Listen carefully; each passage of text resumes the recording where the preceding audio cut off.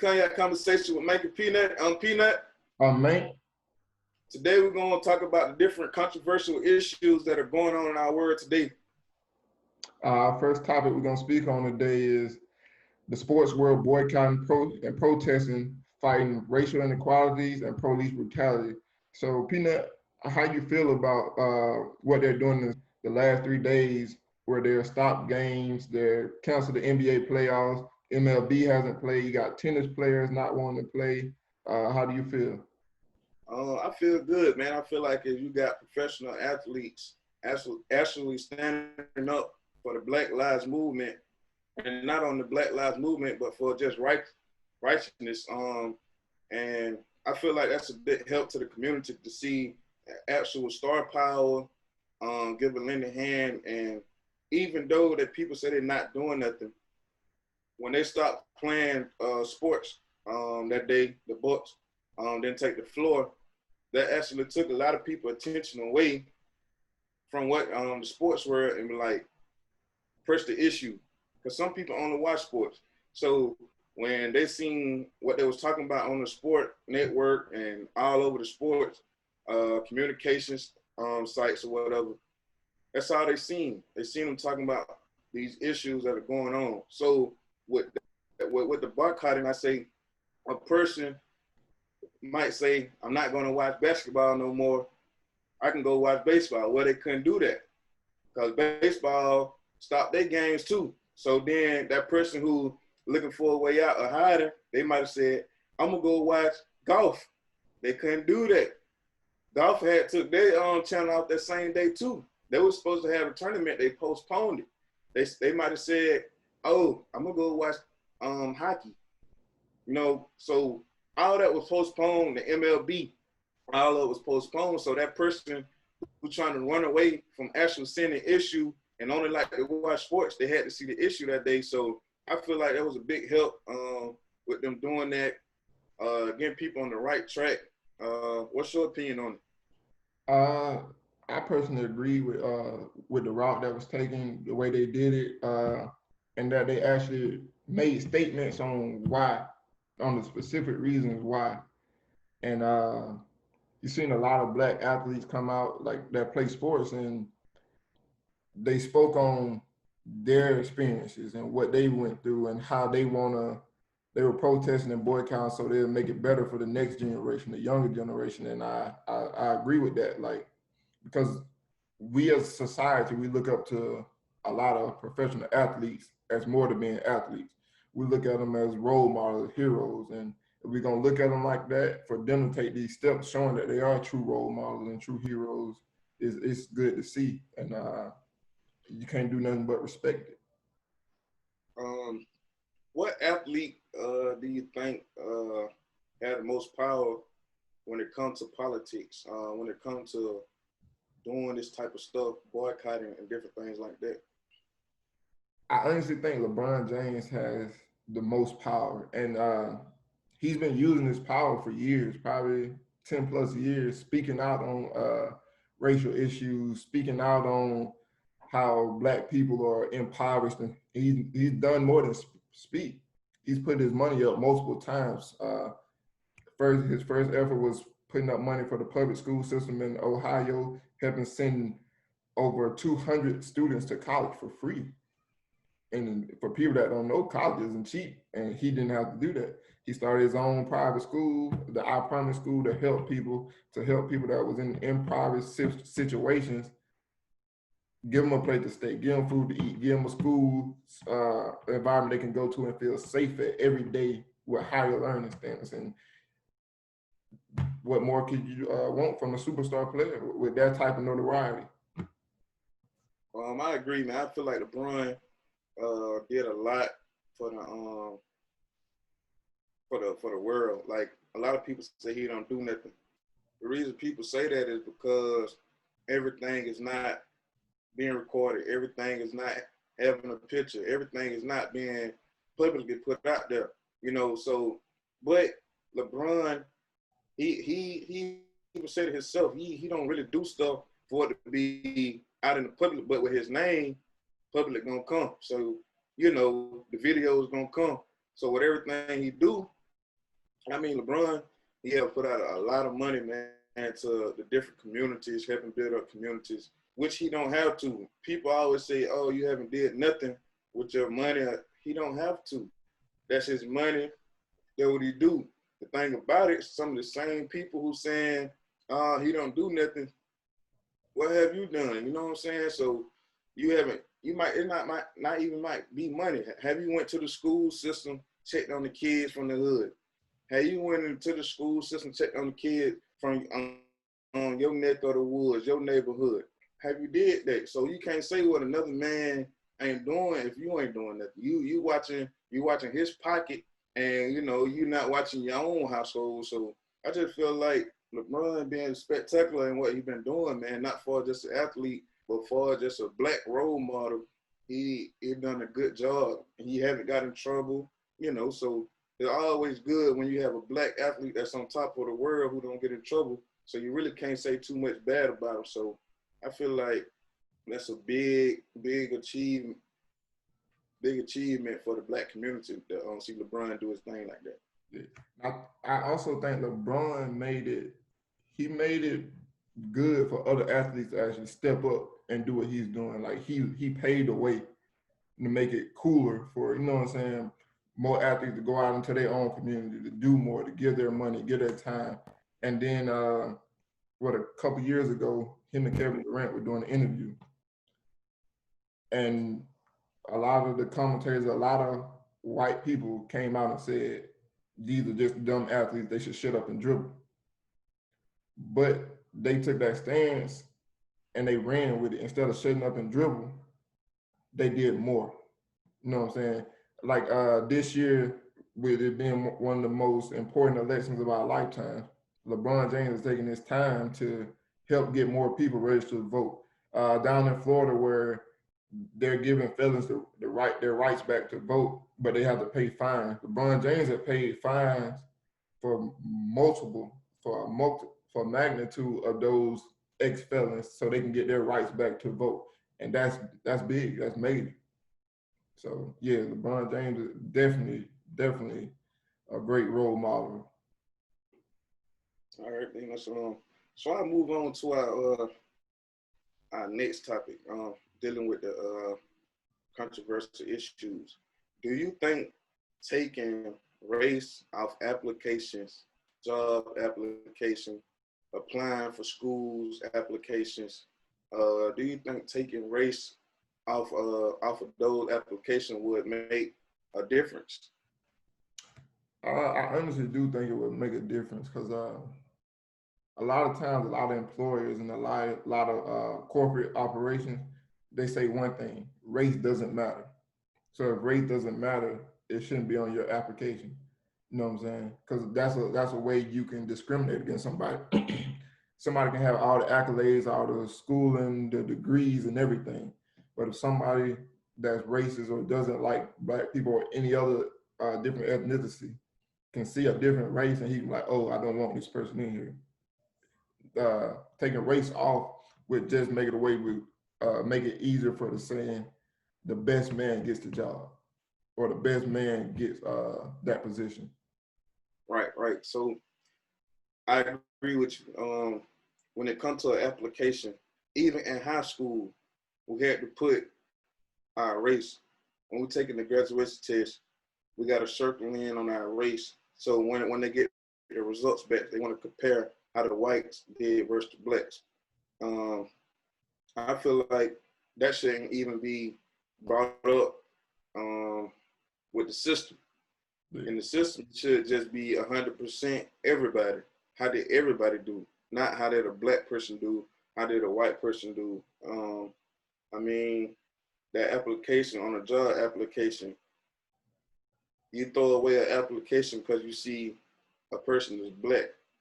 There's no way to do things. So I feel like myself, honestly, taking race off of applications when you're applying for things, I mean, I feel like that'll help the world out a way lot more.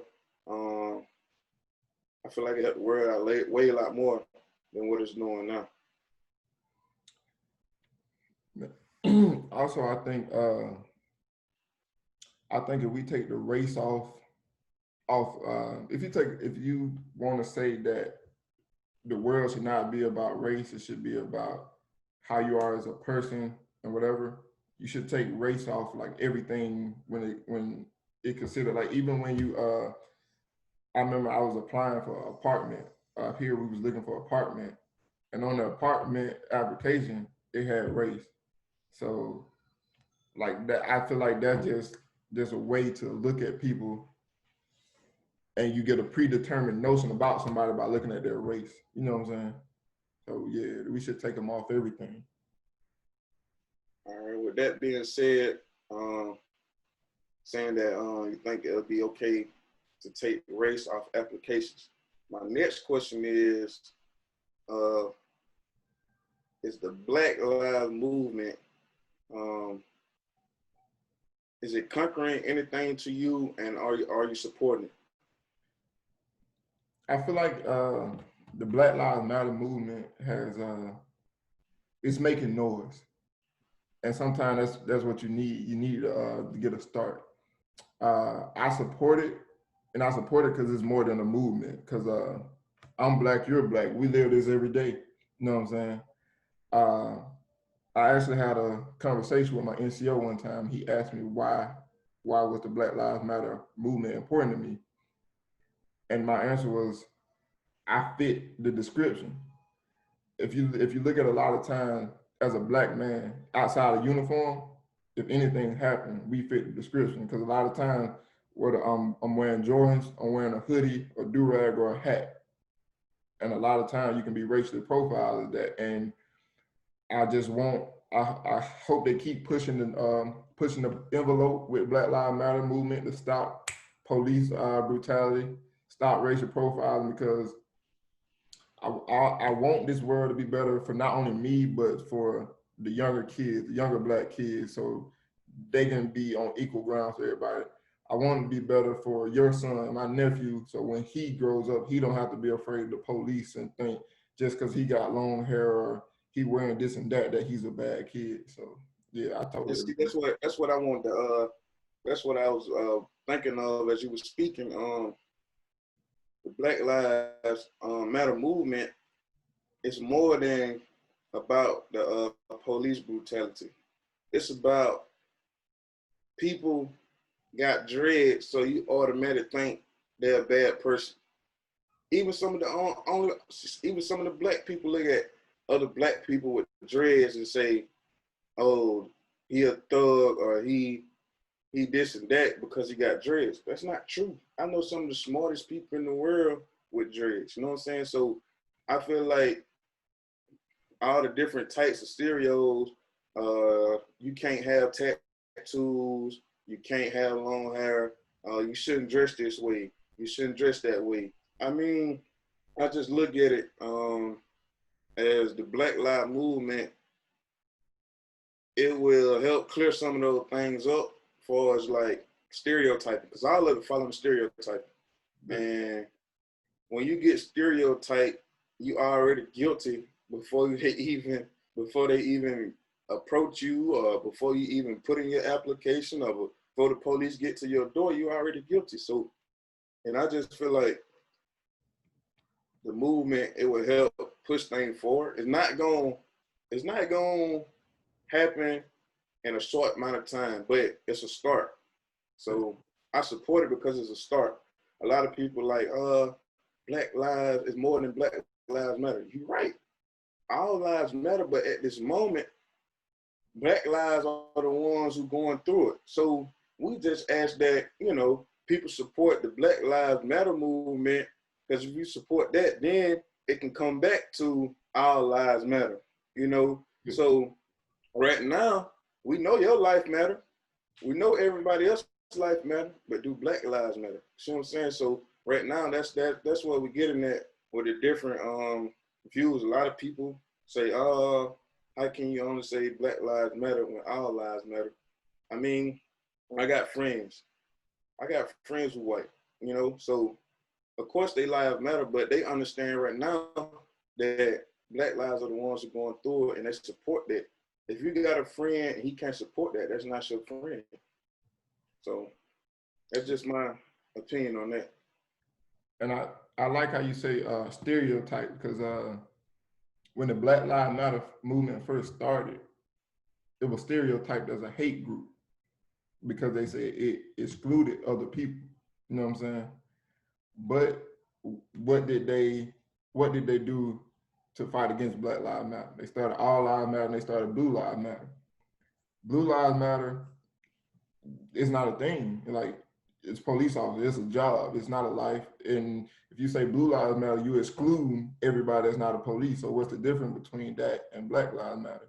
And then once again, you call the Black Lives Matter protesters and people that were supporting the thugs. Why were they called thugs? Because their skin is a darker tint because they're black. It's because I remember people were speaking on the KKK when the incident happened in Virginia. They were never categorized as thugs. Uh, they were like, there's some good people on both sides. But then when you got the Black Lives Matter protesters, you got police coming out with tear gas, weapons, and them being treated like basically animals instead of people protesting because of the wrongdoing that's been going on. All right. Another thing, right? I want to add is recently. I don't know about all the branches, but I know recently they put out a memo, a letter saying that the Confederate flag can't be on military posts anymore. How do you feel about that? Uh, I agree with it because a lot of times, a lot of people take the Confederate flag to resemble a symbol of hate. You know what I'm saying? You got the Southern people that try to argue and say that it's a symbol of their heritage, but if you look at the history of the Confederate flag and you look at the people that use it and flew it, you'll mostly see a lot of people that put themselves with the KKK or other racist groups that didn't like black people or didn't like other ethnicity, blacks, Mexican, whatever, any POC, people of color. So I feel like yeah, that should have been done away with a long time ago. But I'm happy that it's finally been taken off military installations. And my thing is with it. If you ever look back into it when you kind of study the Confederate flag, if you see the Confederate states, they fought against all the other states really to keep slaves, right? So my point is, people say America, America, when the whole time the Confederate was against the United States flag. You know what I'm saying? So that's that's how I mean a lot of people. That's why I say I'm happy they got rid of the Confederate flag. I got a few people I talked with it about. They were like, "Oh man, it's just something. It's just so meant to me. My grandpa used to do it.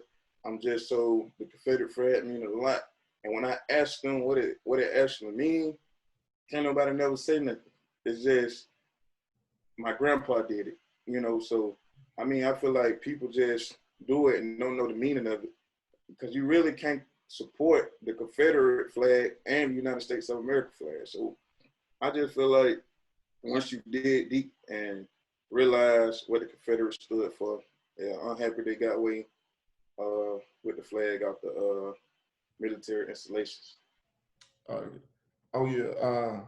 One more topic we like to speak on is in the black community, you see a lot of people who would rather basically compete with each other and talk down on each other and not help each other. How do you think this problem can be solved? So with this problem with blacks talking down on other blacks, I feel like how that can be solved is they're gonna have to start in that community with everybody coming together, stopping hatred, and stop the hatred that you got toward one another and join each other. So when you join each other, everything will be okay. That's just like I look at games for instance, right? I don't consider a game bad. What is bad is some of the activities that they get involved in. But a game was put up to kind of protect the neighborhood, the elderly, you know, the kids in the neighborhood, making sure they always had something if their parents or something went there. But, you know, people kind of look at it different because of the crime someone will commit, which, I mean, it's bad, but at the same time, if you take that for an instant and come to unity in your community, if you look how they come to unity in the community and protect each other, then I feel like that's how our community should be. You looking at one man because he got this, so now you trying to compete with him to get this instead of asking him, how could you get it? You know what I'm saying? So, I mean, it's just ego and pride got to go away. Your ego, your pride got to go away. And when you look at each other, you got to realize we're brothers and sisters. So brothers and sisters got to get along. We family members. We all is one. And that's the way we should treat things, as we all in one and come together with each other. And then I feel like once we come together, everything will start like going further and further for you. You know, you will start elevating on another level than you was before, because now it's more than you, it's us. So that's how I feel like. What about you? Man, I agree with you saying, like, instead of trying to compete, ask that person, you know what I'm saying? Or we can help each other. I remember earlier we was talking about LeBron James. You say people were pocket watching. I feel like in the black community we do a lot of pocket watching of other people. Like we always saying they getting this money this way, that way. You know what I'm saying? When it shouldn't matter, it's their money. Like if you will stop watching and worrying about how somebody else is getting their money or how much money they have, you can be out there earning your money. We also could spend more time helping each other. Like if you're gonna talk bad about somebody in the black community, I feel like instead of criticizing, you can do constructive criticism. Try to help them. If you see somebody's wrong, don't just go out and chastise them. Don't go talk bad about them to other people. Go to that person and try to correct them. Try to lead them in a better path. You know what I'm saying? Instead of talking down on them to make them look bad in front of everybody. Right. We also in the black community, we stereotype each other. You see somebody go off, you might see somebody go off to school or go get a job, or you might see them come back with a nice car, and the first thing people say, they think they're better than me, or they think they're better than us. You know what I'm saying? When that person probably never said that, never even thought about it, but now in your mind, you got this idea that they think they're better than you, so you're gonna treat them differently. We need to stop that. We need to embrace that and start embracing each other more and just help each other. Like if I'm on the way up, try to reach down and pull one or two people up with you instead of trying to go by yourself just to make it say you at the top. Now, if people don't want to go, you can't pull them up. But if you can help, help and stop talking bad about people. That's the only way we can solve a lot of the issues. And we were talking about the games. You were talking about the game and stuff, but we also need to stop shooting each other over dumb stuff. Like you say, pride and ego have to go away.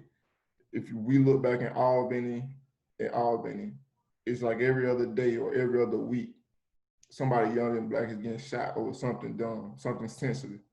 Now you got another young life taken away when we need to stop all that. You know what I'm saying? If you get an altercation, cool, handle it with your hands, be a man about it.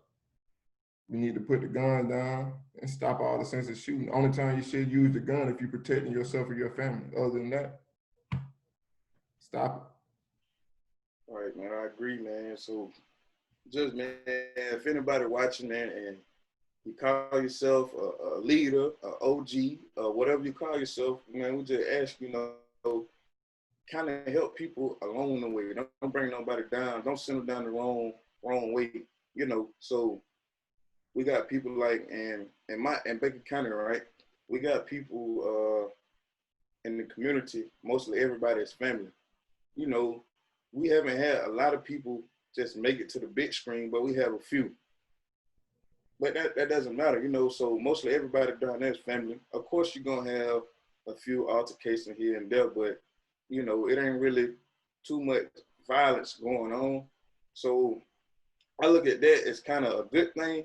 Well, if you can get everybody in your community and come together and feast and have a good time together with no problems, then I mean that's pretty good. Because nowadays you can't go too many places and have a good time without somebody always get into it or something bad happen. Even it's crazy because it's like even in the church, you know, even the church system, it's these people who you watching somebody else how much money they put in the trade. You watching how much they put on the table when they go around. When you making $100,000, but they only had $2 and they gave their last $2, and you saying they only put $2 on the table, but you don't know what somebody doing. So that's why I say we got to stop judging people. You know what I'm saying? Like I learned a long time ago, judging ain't gonna get you nowhere. But either your feelings hurt or either you're gonna be wrong. You know what I'm saying? So I feel like he went to this school, he ain't learned nothing. You know what I'm saying? So he went to this school, he better than us. People judge all the time. It's just like in the community, you got different leaders, right? You can't, well, I'm put it like this. As they always say, you can't judge a book by its cover until you read it. So until you read that person, until you talk to that person, stop judging. You can't judge nobody. You don't want nobody judging you. You see what I'm saying? So stop judging people. Man, I totally agree with what you're saying, and also in the days where not just black community, white community, worldwide, we need to be kind to each other. You know what I'm saying? It's okay. It's okay to be nice. It's okay to give a kind word here, there, because deep down you don't know what anybody's going through. Like especially with us being in the military, you know, you see people being far away from home, especially with this COVID thing going on, not being able to go back home. So you see a lot of people fighting battles that they don't tell you about. You see people battling the suicide, battling depression, like, you know what I'm saying? They don't know which way to turn. You never know what your interaction with that person that day could, what type of effect it could have on you. Can just be nice, ask somebody how their day's going, or tell them to have a nice day or something. You know what I'm saying? It's just some kind of gesture and make somebody's day a lot better. Man, and the last thing I want to kind of hit on just a little bit. Do you think that the good police officer are policing up the bad police officer?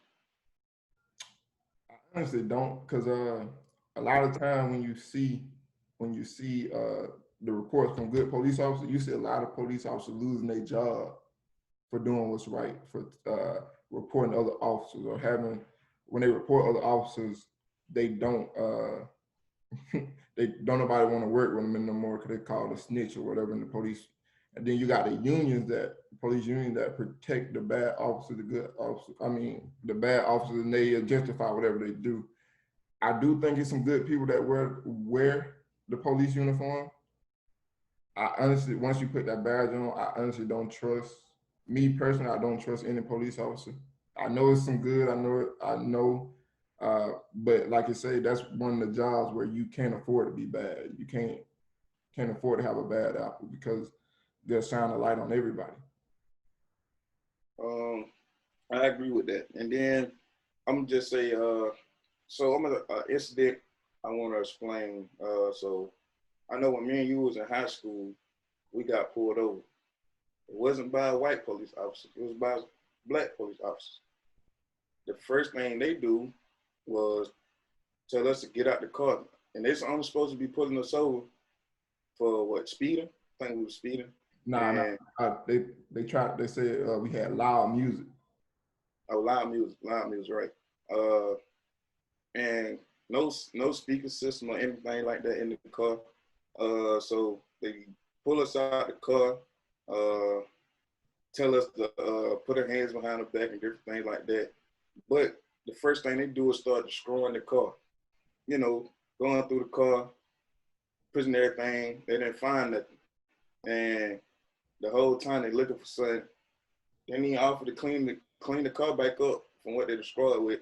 It was just like, man, y'all need to turn the music down and, you know, have a nice day.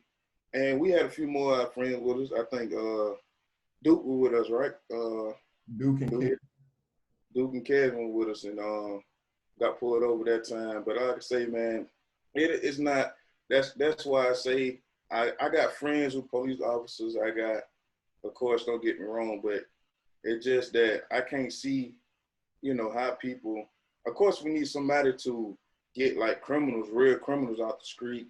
But at the same time, how can you be willing to write somebody a ticket, take money from their pocket, for simple stuff, little miscellaneous things, just so you can get a promotion at your job, and somebody might accidentally run a stop sign, like actually stop, but don't just come to a complete stop, and you write them a ticket, and now they got to pay a ticket, but you don't know if that was what their situation was, or you don't know what they were going through. You wrote them a ticket.